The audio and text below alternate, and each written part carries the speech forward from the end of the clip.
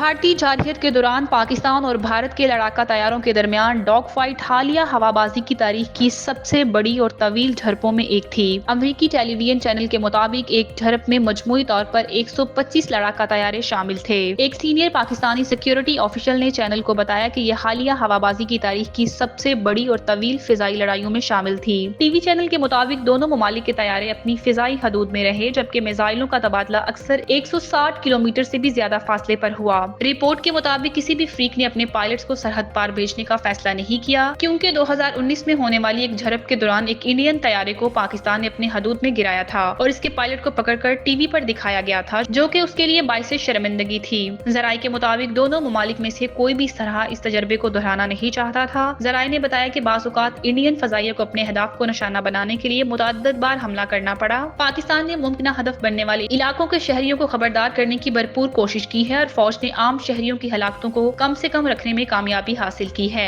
پاکستانی حکام کے مطابق اس فضائی جھڑپ میں پاکستانی فورسز نے 5 انڈین طیارے مار گرائے ہیں، جن میں 3 فرانسیسی ساختہ رافیل لڑاکا طیارے بھی تھے۔ ذرائع کے مطابق یہ لڑائی 1 گھنٹے سے زائد وقت تک جاری رہی۔